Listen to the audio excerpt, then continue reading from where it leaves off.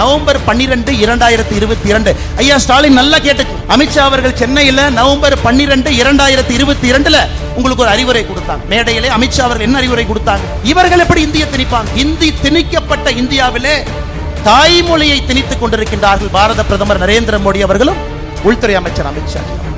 அதனால எந்த ஊர்ல உட்கார்ந்து யாருக்கு நம்முடைய முதலமைச்சர் அவர்கள் கதை சொல்லிட்டு இருக்காங்க தெரியும்.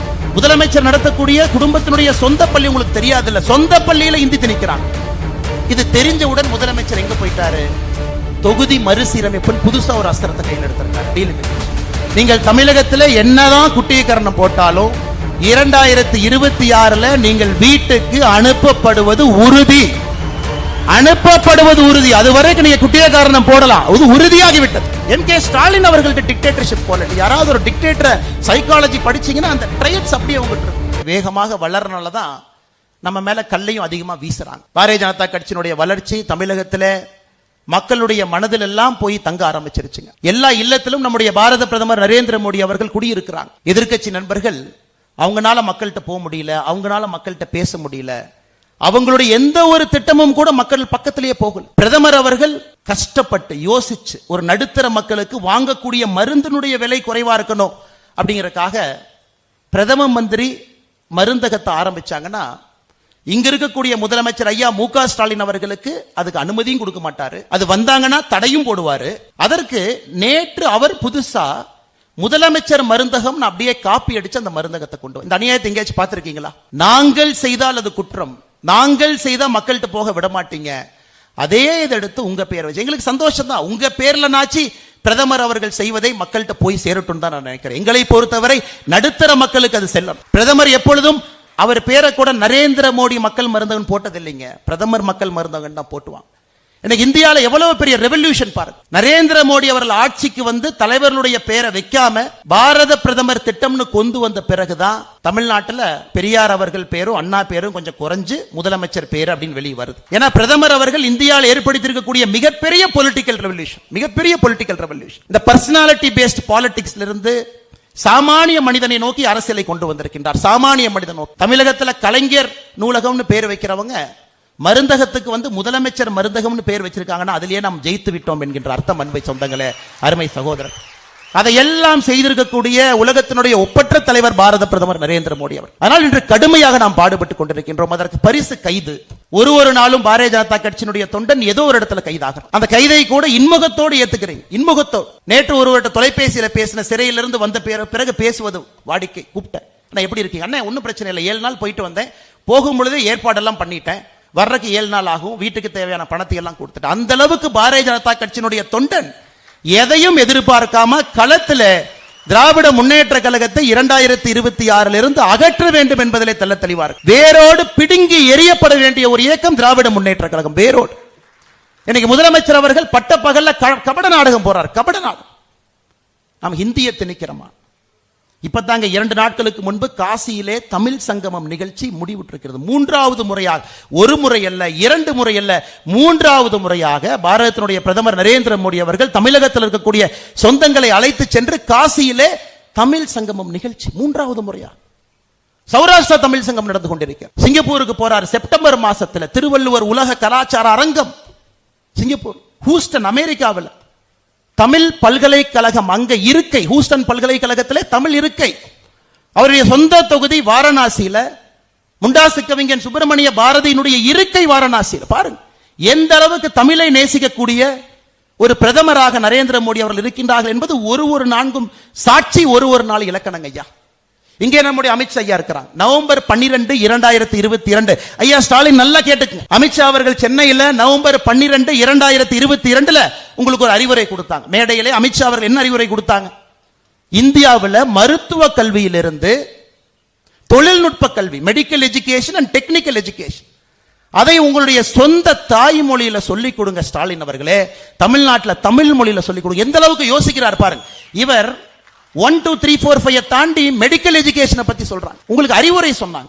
எத்தனையோ தமிழ் மீடியம் ஸ்கூல் படிச்சு முடிச்சுட்டு குழந்தைக மருத்துவ கல்லூரிக்கு வருவாங்க, இன்ஜினியரிங் கல்லூரிக்கு வருவாங்க. நவம்பர் 12, 2022 உங்களுக்கு தமிழ் மொழியில சொல்லிக்கணும். எப்படி அமித்ஷா அவர்கள் இந்திய திணிப்பாங்க?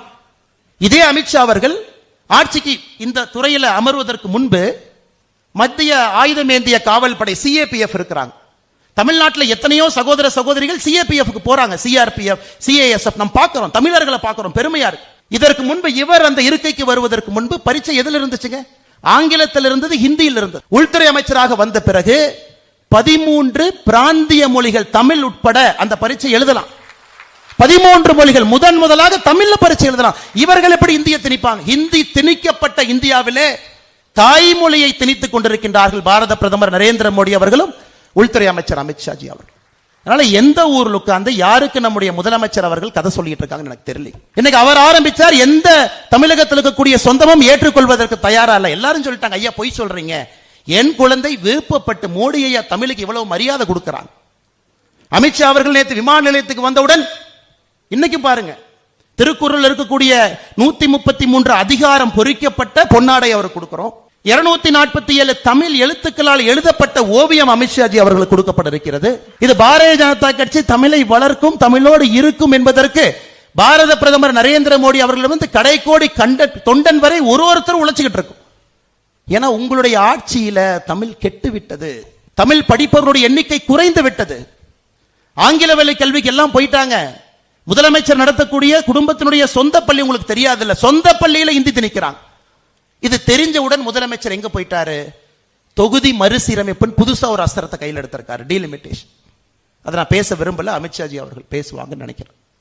அதனால் முதலமைச்சர் அவர்களை நல்லா கேட்டு, நீங்கள் தமிழகத்தில் என்னதான் குட்டியக்கரணம் போட்டாலும் 2026 நீங்கள் வீட்டுக்கு அனுப்பப்படுவது உறுதி, அனுப்பப்படுவது உறுதி. அதுவரைக்கும் நீங்க குட்டிய காரணம் போடலாம், அது உறுதியாகிவிட்டது. A desperate man tries desperate measures அப்படிமா.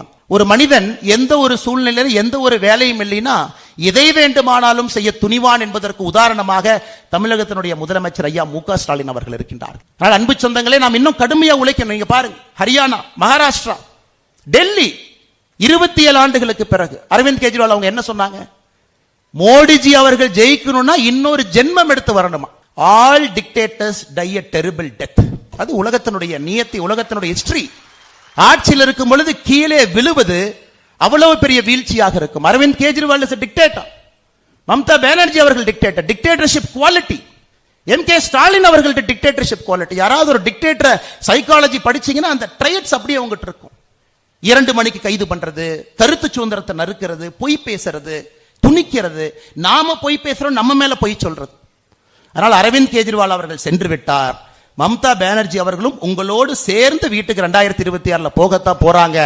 அன்னைக்கு இந்தியாவிற்கு முழுமையான ஒரு சுதந்திரம் கிடைக்கத்தான் போகுது. அதை அமித்ஷாஜி அவர்கள் நடத்தி காட்டத்தான் போறாங்க. அருமை சொந்தங்களே, உங்களுக்கு இன்னொரு விஷயத்தையும் இந்த நேரத்தில் சொல்ல வேண்டும் என்பதனுடைய கடமை. புதிய தலைவர்கள் வந்திருக்கிறாங்க, புதிய தலைவர். இன்னைக்கு புதிய தலைவர்களுக்கு ஒத்துழைப்பு கொடுக்க வேண்டியது நம்முடைய கடமை. புதிய தலைவர் ரமேஷ் அவர்கள் இருக்கிறாங்க, பழைய தலைவர்கள் நாம் இருக்கிறோம். நம்மிடம் புதிய தலைவர் பழைய தலைவர் என்கின்ற வார்த்தை இல்லை. பாரதிய ஜனதா கட்சியினுடைய தொண்டன் என்கின்ற வார்த்தைக்கு மேல எல்லாம் அலங்காரம் தாங்க, அதுக்கு மேல எல்லாம் அலங்காரம். எல்லாம் வல்ல இறைவன் ஈசன் சிவபெருமானுடைய அருள் என்றும் நமக்கு இருக்கும். மோடி ஐயாக்கு இருக்கு, அமித்ஷா ஐயாவுக்கு இருக்கு, நட்டா ஐயாவுக்கு இருக்கு, பாரதிய ஜனதா கட்சிக்கு இருக்கும். காரணம், நியாயத்தின் பக்கம் நிறுத்துறோம். சில நேரத்தில் சிவபெருமான் அவர்களே விஷத்தை சாப்பிட வேண்டிய கட்டாயம் அவருக்கு இருக்கு. இவர்கள்லாம் விஷத்தை சாப்பிட்டு தான் இங்க இருக்கிறாங்க. இத்தனை ஆண்டு காலமாக விஷத்தை உண்டு உண்டு உண்டு காஷ்மீர்ல 370 ஒரு நாள் எடுக்கலீங்க, 50 ஆண்டுகள் ஆச்சு. ஒரு நாள் எடுக்கப்படல. அதையும் நாம் புரிந்திருக்கின்றோம். ஒரு நாள்ல எந்த வேலையும் நடக்காத அரசியல். சில நேரத்தில் பொறுமையாக இருந்து ஒரு விஷயத்தை கையாண்டு விஷத்தை உண்டு அந்த வெற்றியை நோக்கி செல்ல வேண்டிய ஒரு கட்டாயம் நமக்கு இருக்கு. அதனால் பாரதிய ஜனதா கட்சி நாம் அனைவரும் கூட சிவபெருமானை போல விஷத்தை உண்ணுவதற்கும் நாம் தயாராக இருக்கின்றோம். அதனால் மக்களுக்கு நல்லது நடக்க வேண்டும் என்று சொல்லி இங்க இருக்கக்கூடிய எல்லோருக்கும் நன்றி தெரிவித்து என்னுடைய உரையை முடித்துக் கொள்கின்றேன். நன்றி, வணக்கம். பாரத் மாதா கி, பாரத் மாதா கி, பாரத் மாதா கி.